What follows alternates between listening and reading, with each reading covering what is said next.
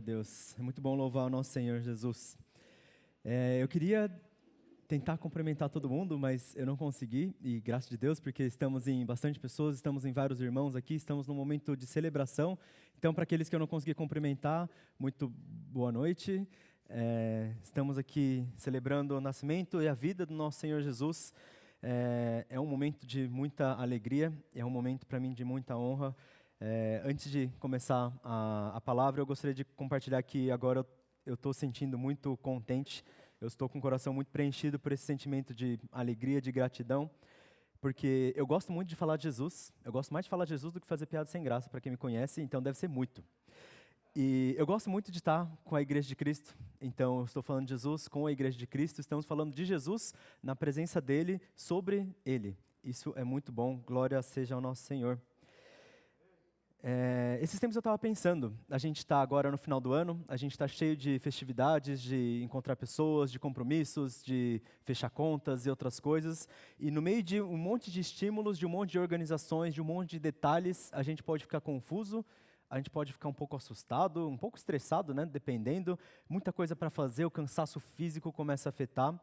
E eu me sinto de vez em quando perdendo o fôlego, às vezes fisicamente, mas como se o coração estivesse perdendo o fôlego. Eu não percebo o desgaste acontecendo e quando eu olho, sento e falo, nossa, tá com muita coisa ao mesmo tempo. É um momento de alegria, mas o corpo parece que quer reagir de uma forma diferente e isso me dá uma certa confusão. E quando a gente fica perdido em uma coisa indo para uma direção e a outra para outra, a gente pode ficar perdido, a gente pode não entender o que está acontecendo e não olhar da forma correta para nossas vidas. Então, nesse momento, eu queria convidar todos nós, a gente está nesse momento festivo, sim, mas agora vamos preparar nossos corações para ouvir da palavra do Senhor. Então, vamos orar mais uma vez, vamos estar da mesma forma que nossos olhos, nossos ouvidos voltados para Jesus, vamos também voltar nossos corações. Senhor Jesus, muito obrigado porque a gente está aqui na Tua presença, porque estamos aqui para falar do Senhor, porque estamos aqui para celebrar não apenas o Seu nascimento, Sua vida, Sua obra, Seu ministério, a Sua salvação que nos alcançou, a Sua salvação que nós desejamos que alcance mais e mais vidas, para que pessoas possam compartilhar dessa alegria que é profunda, que é imensa, que transborda em nossos corações. Glória seja ao Teu nome, por favor, se conosco nesse momento, seja a Tua palavra habitando em nossos corações, que a gente possa ouvir de forma adequada, que a gente possa levar também a praticar de forma adequada. Graças ao Senhor a gente está aqui, então no Seu nome a gente também ora. Em nome de Jesus, amém. Amém. Deus é muito bom. Celebração do nascimento de Jesus, celebração de Jesus que é o Cristo, o Messias, que é o ungido de Deus no mundo, que Ele é o Filho do Deus vivo, mas ao mesmo tempo Ele também é o próprio Deus. Deus que morreu para os nossos pecados, mas que também ressuscitou. Tantas coisas para a gente falar, é muito difícil a gente pegar só um pedaço de Jesus. Mas cada pedaço de Jesus é cheio e é pleno, isso é uma grande alegria. Ele é motivo da nossa alegria, muito mais do que todas essas estrelas que nos dão motivação e ânimo. E a gente estava olhando quão bonito que ficou aqui a decoração. Isso dá um sorriso no olho. Não sei como foi para vocês entrar aqui e falar, nossa, que sensação agradável, que dedicação do pessoal. E que maravilha, porque isso daqui não é nem um pouquinho da maravilha de Jesus. Então que bom que a gente pode representar de alguma forma. Por mais que isso não alcance, a gente pode apontar para o nosso Senhor. Hoje a gente vai falar sobre sermos preenchidos por Jesus. Por isso eu estou falando de todo esse negócio que está ao nosso redor, que preenche o nosso ambiente, mas que também possa preencher nossos corações. E eu vou falar sobre uma pergunta que está presente em muitos momentos da nossa vida, que é como? Como isso pode acontecer? Como que isso pode ser de verdade? Como isso pode ser real? Como que eu vou conseguir chegar em algum lugar? Como que eu vou fazer uma prova e passar? Às vezes eu estou me sentindo despreparado e no dado momento eu estou me sentindo muito despreparado porque é a primeira vez que eu prego para tantas pessoas de contextos parecidos, mas ao mesmo tempo diferentes, aqui no frio, na nossa igreja, no Natal. Para mim é uma sensação toda muito diferente, com muitos estímulos e eu fico me perguntando como que eu vou pregar. Como é uma pergunta que acontece o tempo todo. E a gente vai ver isso em duas histórias. Uma pergunta, duas histórias, um Jesus que a gente vai apontar. Uma boa história precisa apontar para um bom lugar. Isso que define uma história ser boa. Uma história pode ser bem envolvente, mas quando você chega no final da história e não atinge o que você estava querendo, e é um negócio que não corresponde a tudo aquilo que construiu, não é bom. Uma boa história sempre aponta para um bom lugar. E bom a gente sabe quem é, Deus é bom. Então a gente vai ver a história que aponta para Deus.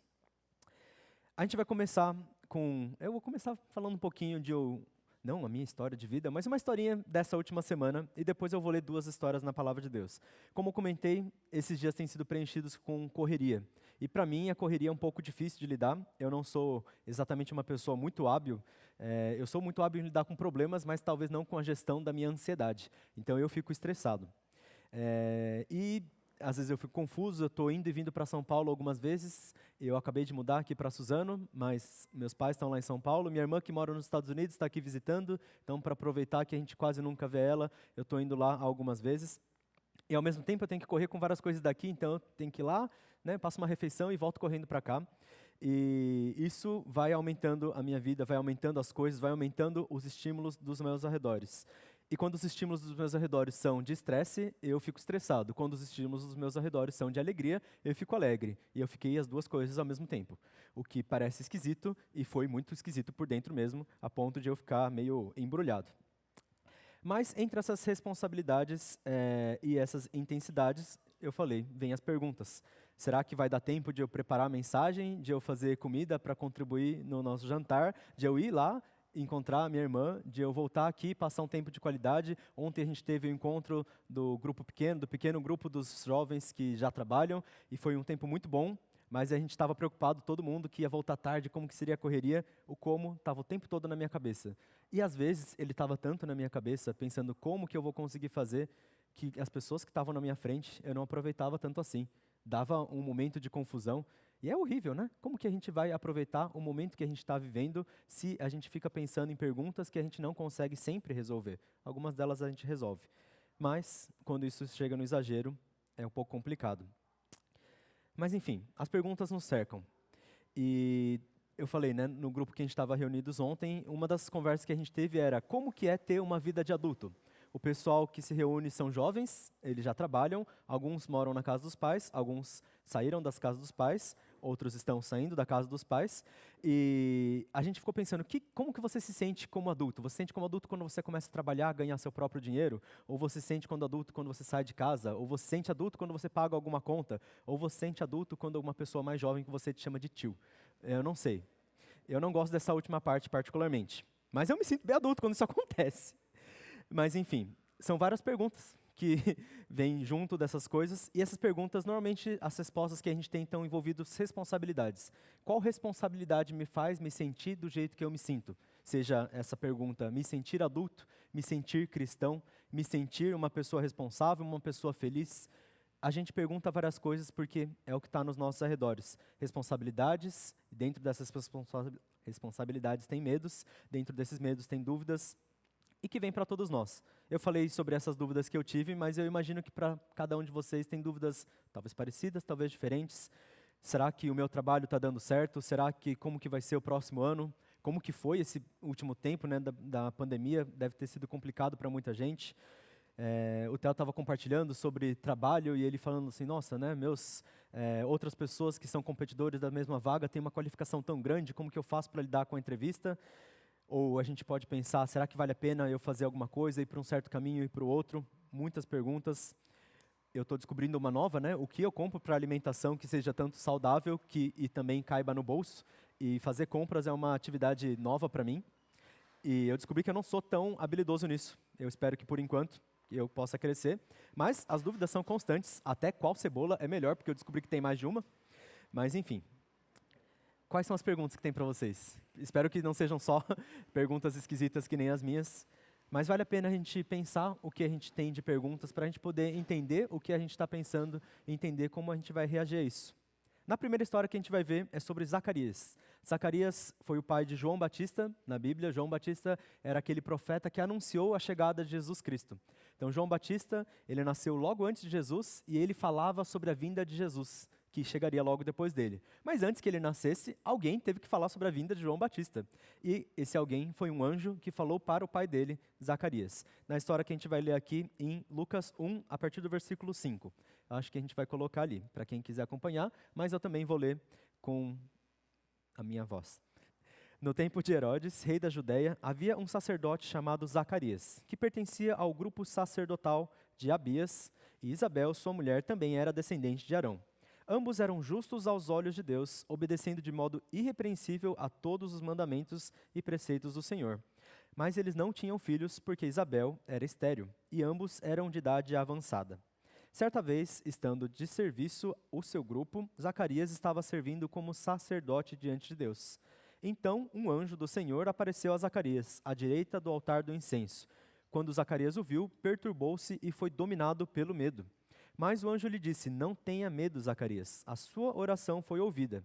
Isabel, a sua mulher, dará a você um filho e você dará o nome de João.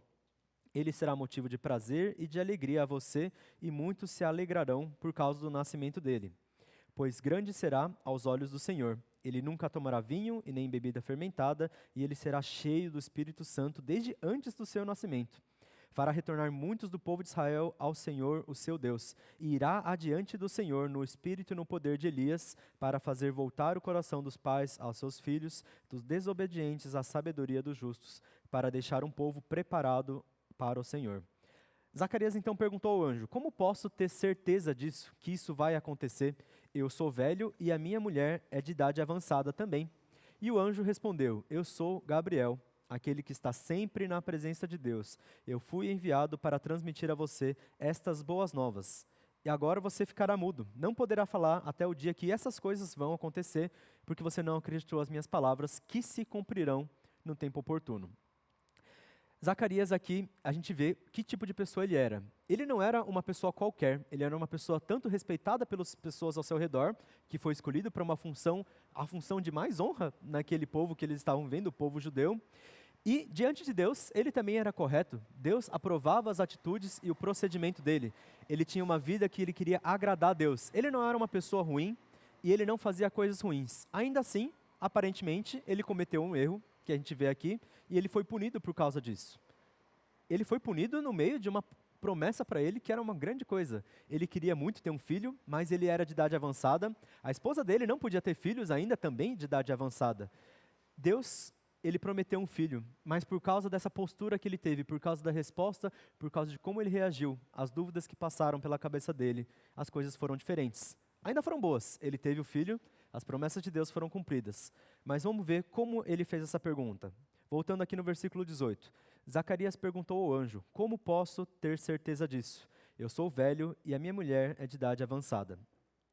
O texto aqui está dizendo de uma forma bem arrogante, bem egocêntrica, não no sentido apenas egoísta, mas voltada para si mesmo. Ele está olhando e muito preocupado com a vida dele.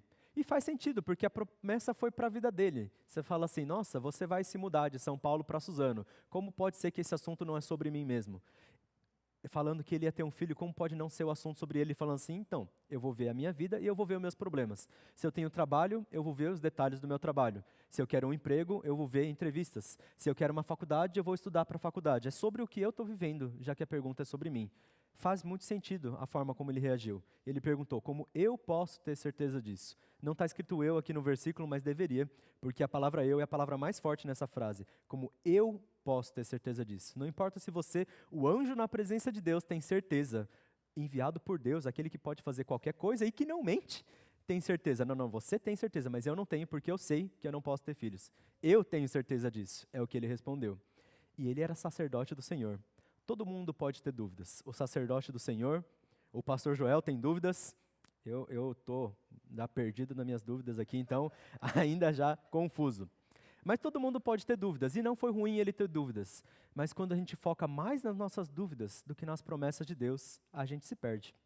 Quando a gente pensa mais que os nossos problemas não são possíveis de resolver do que no poder de Deus que consegue fazer qualquer coisa, a gente perde de noção o que é mais importante e que Deus continua sendo Deus. Gabriel respondeu: eu sou aquele que está sempre na presença de Deus. Imagina alguém que está do lado de Deus, vê tudo que Deus faz. Ele certamente vai ter certeza do que ele está falando, ele não vai duvidar. Zacarias talvez não estava olhando tanto para Jesus. Ele tinha tantas responsabilidades, mais do que qualquer outro sacerdote. Ele era o sumo sacerdote. Ele tinha que cuidar da casa dele, ele tinha que cuidar dos outros sacerdotes que cuidavam de todo o povo, ensinar uma nação inteira a adorar a Deus. Ele tinha muita coisa nos seus arredores, muitas dúvidas, muitas responsabilidades. E talvez isso fez ele se perder. Isso fez ele olhar mais para o que ele estava vivendo do que para Deus. E esse foi o escorregão que ele teve. E o escorregão que ele teve foi exatamente não conseguir acreditar em alguma coisa que ele estava fazendo, que ele estava se propondo a fazer. Eu pensei numa analogia aqui, vamos ver se vocês conseguem entender. Sabe os restaurantes de fast food, de hambúrguer, de outros salgados, que a gente vai de carro e a gente pede e daí eles entregam no nosso carro e a gente segue a vida. É bem rápido e muito prático. Muitas vezes a gente recorre a esse recurso. E imagina assim, você não iria passar por uma fila, às vezes comprida, por um desconforto daquele caixinha de som que mal dá para escutar, se você não tivesse certeza que você iria receber um lanche depois de pagar, né? Imagina, eu pago e eu falo, não, eu tenho que ir embora, porque eu certamente não vou receber um lanche. Isso não faz sentido. Não faz sentido você não achar que você vai receber algo que é certo de você receber. E olha só, a gente não pode ter tanta certeza assim num restaurante fast food que eu não conheço eles, e eles nem sempre estão certos, eles não sempre entregam um lanche. Agora Deus sempre entrega o lanche dele. Deus, a gente pode confiar. É tão esquisito quanto pagar no fast food, no drive-thru e ir embora, é o que Zacarias disse. Como é que Deus pode fazer isso? Como é que eu posso ter certeza que isso acontecerá? É difícil acreditar quando a gente não crê. O que é esquisito e talvez repetitivo dizer, mas a gente precisa crer para poder crer. A gente precisa se ter disposição de crer para poder ter certeza que isso vai acontecer. A certeza não é um certificado aqui na minha mão que vai provar com as coisas. A certeza é uma disposição que eu tenho diante de Deus. E por isso eu tomo atitude. E depois de eu tomar atitude, eu vou ter a honra de ver acontecer sem ter a cabeça para baixo, mas olhando para Jesus com um sorriso no rosto. Zacarias, ele teve que abaixar a cabeça um pouco. Ele teve que abaixar o volume todo ao seu redor. Ele ficou mudo, muito provavelmente surdo também. Ele perdeu todos os estímulos que estavam ao seu redor. Esse momento talvez tenha sido positivo para ele, porque sem todas aquelas distrações, ele começou a olhar para Jesus. A história dele não terminou nessa bronca que ele recebeu e não terminou nele ficando mudo. A voz dele voltou, ele pôde louvar ao Senhor, ele pôde ver o cumprimento dessa promessa. O seu filho nasceu e ele pôde ver Jesus Cristo e depois louvar a Deus. A dúvida dele foi um obstáculo no meio do caminho, mas não foi um impedimento. Mas vamos ver uma segunda história, uma história que talvez seja um pouco diferente, no mesmo contexto, poucos dias depois daquilo. Essa é a história que acontece com Maria, que também recebeu uma promessa acerca de um filho, e esse filho era Jesus. Está escrito a partir do versículo 26, do mesmo capítulo 1 de Lucas. No 6º mês, Deus enviou o anjo Gabriel a Nazaré, cidade da Galiléia, a uma virgem prometida de casamento a um certo homem chamado José, descendente de Davi. O nome dessa virgem era Maria. O anjo, aproximando-se dela, disse: "Alegre-se, agraciada, o Senhor está com você." Maria ficou perturbada com essas palavras, pensando no que poderia significar essa saudação. Mas o anjo disse: "Não tenha medo, Maria, você foi agraciada por Deus. Você ficará grávida e dará à luz a um filho, e lhe porá o nome de Jesus. Ele será grande e será chamado Filho do Altíssimo. O Senhor Deus lhe dará o trono do seu pai Davi. Ele reinará para sempre sobre o povo de Jacó, e o seu reino jamais terá fim." A gente vê que até aqui a história é igualzinha. Uma pessoa que estava lá vivendo a vida, as suas preocupações, os seus estímulos, os seus arredores, com as suas dúvidas, chega e é abordada por um anjo. E o anjo tem uma mensagem para dar, que é que vai ter um filho, e esse filho vai fazer coisas maravilhosas, coisas que naquela época ninguém tinha visto acontecer, e uma honra tamanha que ela estava vivendo. Ela ouviu falar sobre uma pessoa que ia ser a pessoa mais maravilhosa de todas, e da mesma forma que Zacarias, vieram dúvidas, como isso pode sair de mim? Até porque Zacarias, ele já tinha passado da idade e Maria ainda não tinha chegado, né? Maria não era casada e ela era virgem. Ela perguntou no versículo 34. Maria perguntou ao anjo: "Como isso acontecerá se eu sou virgem?" E o anjo respondeu: "O Espírito Santo virá sobre você e o poder do Altíssimo a cobrirá com a sua sombra. Assim, aquele que há de nascer será chamado Santo Filho de Deus. Também Isabel, a sua parenta, mãe de João Batista, terá um filho na velhice. Aquela que diziam ser estéril já está em seu 6º mês de gestação, pois nada é impossível para Deus." Respondeu então Maria: "Sou serva do Senhor, que aconteça comigo conforme a tua palavra." O anjo então a deixou. A história é realmente muito parecida. Ela fez uma pergunta e a pergunta também era como? Como isso vai acontecer? A diferença aqui é que ela não falou como isso pode acontecer comigo. Ela falou, isso que vai acontecer, e a certeza que isso vai acontecer. como que vai ser, né? Eu estou curiosa, né? Porque eu não sei como isso acontece, né? Porque, né? Maria nunca tinha tido filho, Maria era virgem, Maria não sabia como isso podia ser possível e por curiosidade ela acabou perguntando. E a gente fala, nossa, que ousadia, né? Perguntar para o anjo de Deus por curiosidade. E ele respondeu, né? Ele é bonzinho. Ele ainda veio dizer como isso vai acontecer. Não. Não se preocupa que não vai ser da forma tradicional. Vai vir o Espírito Santo, né? Você vai ficar barriguda do mesmo jeito que todo mundo, vai dar tudo certo. Maria era jovem, ela tinha talvez na sua adolescência, e, né, quando isso aconteceu, ela era natural essas coisas. Mas Deus é paciente, que bom, Deus respondeu. A pergunta dela era uma pergunta normal. Também, da mesma forma como que para Zacarias, todo mundo tem dúvidas, Maria também tinha uma. Mas era interessante que a dúvida dela não era uma dúvida de questionamento, uma dúvida de achar que não aconteceria. Mas era sobre como que isso vai acontecer, eu queria saber, porque isso certamente iria acontecer da perspectiva dela, ela tinha certeza que isso aconteceria. Tanto que ela disse, bom, então, que aconteça comigo conforme você disse. E o anjo, em vez de deixá-la muda, simplesmente a deixou. E da mesma forma que Zacarias, ela também tem um cântico de louvor. Se vocês quiserem saber sobre esses cânticos, eu não vou ler aqui, mas leiam no Evangelho de Lucas, no capítulo 1. É muito bom, gente. Vamos ler a palavra de Deus, vamos meditar. O Cântico de Maria é muito conhecido e é muito propício para a gente ler nessa época do Natal. E também o Cântico de Zacarias.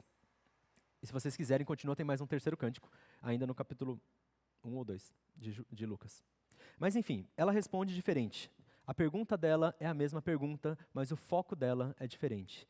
Quando a gente está cheio de estímulos ao nosso redor e a gente se depara com a palavra de Deus, a nossa resposta pode até ser de dúvida, mas que ela seja de dúvida olhando para cima e não olhando para nós mesmos, porque isso vai fazer toda a diferença nas nossas vidas. Maria também perguntou, e ela tinha um tom de curiosidade, como isso vai acontecer, mas ela tinha também um tom de certeza, e essa certeza se tornou obediência e disposição. É isso que a gente tem que pegar para a gente. Obediência e disposição. Não é sobre ter dúvidas, não é sobre saber o que fazer, não é sobre estar cheio de estímulos, cheio de correrias, cheio de cansaços, é sobre como a gente vai responder ao nosso Deus. Maria foi chamada de agraciada, foi chamada de alguém muito feliz que recebeu coisas maravilhosas na sua vida. Ela pôde ver de perto tanto o nascimento quanto a vida de Jesus desde a sua infância. Maria terminou a sua história satisfeita, louvando a Deus. Satisfação é o que a gente encontra quando a gente responde à palavra de Deus com obediência e com disposição, com atitudes da nossa parte. Quais são outras diferenças que tem entre Zacarias e Maria? Será que Zacarias falhou? Ele pecou? Zacarias era malvado no fim das contas e ele, né, foi impedido de louvar a Deus? Não. Zacarias louvou a Deus. A dúvida pode tornar o nosso caminho um pouco mais longo e um pouco mais custoso. Talvez alguns não consigam deixar de duvidar. E está tudo bem. Eu só vou dizer que vai ser realmente um pouco mais longo e um pouco mais dolorido. Mas dá para encontrar com Jesus. A questão é o que você vai fazer depois de duvidar. Maria não duvidou, tomou um caminho um pouco mais perto, um caminho um pouco mais divertido, talvez, de ver coisas que Jesus fazia que eram esquisitas e diferentes, mas eram maravilhosas. Não é um impedimento para louvar a Deus. O que é um impedimento? É não crer. Quem não crê, não vê maravilhas. Quem não vê maravilhas, não louva, porque não vê maravilhas, não tem motivo de louvar. E quem não louva, não é preenchido por Jesus. A gente só encontra com satisfação, com preenchimento, quando a gente louva o nosso Deus, quando a gente encontra com alguém que promete algo que certamente cumprirá, e por conta disso, a gente vai ser feliz. Eu gosto muito de filmes, e eu tenho notado que, ultimamente, muitos filmes são sobre a própria pessoa. O personagem vai lá, cria um problema, e ele passa o filme inteiro tentando resolver o problema dele. E eu penso assim, que graça tem assistir um filme que a pessoa resolve o problema que ela mesma fez. No final do filme, a gente está no mesmo ponto que começou o filme, sem nada. Ela estava sem nada, criou um problema, ficou negativo, e pagou a dívida e voltou a ficar sem nada. Eu preferia assistir um filme que a gente começa sem nada e encontra até chegar a alguma coisa, uma grande recompensa. O problema é que nas nossas vidas, também como filmes, são histórias. E as nossas histórias, se tem nós mesmos como protagonistas, elas começam zeradas, elas ganham dívidas, e a gente pode até sanar essas dívidas, mas a gente vai terminar zerado. Se a gente tiver uma história cujo protagonista não somos nós, o personagem principal é Jesus Cristo, a gente vai começar uma história, por mais que com nada, a gente vai se encontrar com a maravilha dele. E cada vez mais crescente, não é só até onde um filme vai, depois disso, mais ainda. Outras pessoas também criam em Jesus Cristo e já passaram, já morreram, e certamente a história de Jesus tem só crescido desde lá. Pessoas que conviveram com Jesus, tiveram a honra de conhecê-lo, mas nós temos a honra de ouvir a história dessas pessoas e ainda nos alegrarmos com a nossa própria. Vamos olhar para Jesus, vamos ter Ele como foco da nossa vida e não nós mesmos, para sermos preenchidos. Então eu queria fazer esse convite, diante das correrias que você tem tido, diante de medos e dúvidas que você tem passado. Não acho que essas dores, que essas coisas que vêm ao seu redor são impedimentos, são uma história de derrota. Olhem como as dúvidas de Zacarias se tornaram louvor, como a curiosidade de Maria se tornou louvor. Que o que acontece em nossas vidas também possa se tornar louvor. Escolher Jesus não é tomar uma decisão precipitada, não é ir para um desconhecido que é incerto, é ir para um desconhecido que é certo. É escolher algo que vale a pena, é crer e é ir com ousadia, de novo, para ver maravilhas. Então, diante do convite diário que Jesus faz, e Ele certamente o faz, e agora eu reforço, Jesus Cristo faz um convite para as nossas vidas. Talvez alguns que ainda não creem, para começar a crer nele. Talvez alguns que já creem, para viver uma vida cada dia mais intensa, cada dia mais disposta, cada dia mais em louvor a Ele. Então deixe que Ele te preencha, deixe que Ele dê significado à sua vida, dê sentido ao que só tem forma. Que a pergunta das nossas vidas, como isso pode acontecer, se torne anseio por ver o maravilhoso de Deus. Não apenas um como que duvida, mas um como que quer ver o próximo passo, que quer ver a próxima cena das nossas histórias. Que não seja hesitação que distrai da graça de Deus, mas que seja a ousadia que nos permite ver as maravilhas que Ele tem para nós. Vamos orar? Senhor Jesus, só o Senhor é aquele que pode nos mostrar coisas grandiosas, uma história de satisfação, uma história de vitória, não porque a gente acredita que as nossas vidas são capazes, que nós somos capazes, mas porque o Senhor já venceu lá atrás e a sua vitória ainda é presente nas nossas vidas. Que a gente possa se encontrar com um convite que vem na nossa direção a cada dia.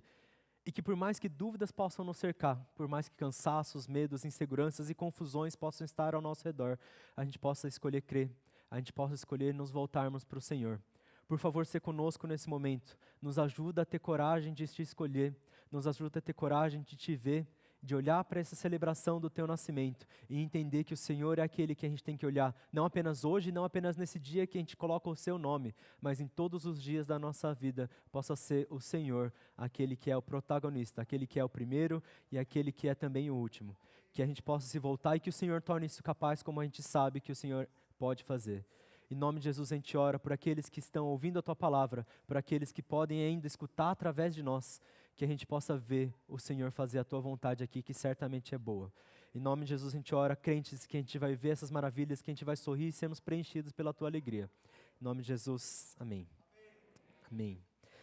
Agora então a gente vai prosseguir com o nosso momento de celebração e a gente tem um coral, a gente tem um motivo de poder apresentar diante do nosso Senhor. E eu queria também fazer um outro convite. Normalmente a gente olha o coral e a gente fala assim, nossa, que dedicação, o pessoal ensaiou, que afinação, assim, exceto da parte da esquerda, que vai sair da minha boca, mas o resto está muito bem afinado. Mas eu queria fazer um convite, que a gente possa também, da nossa parte, não é só uma música, é um cântico de louvor a Deus, é uma palavra que a gente tem, é uma postura que a gente tem em relação ao nosso Senhor. Que não seja apenas uma canção, que não seja apenas uma apresentação, mas que já a gente possa responder essa pergunta diária que Jesus nos faz. Da nossa parte, que a gente responda com ousadia.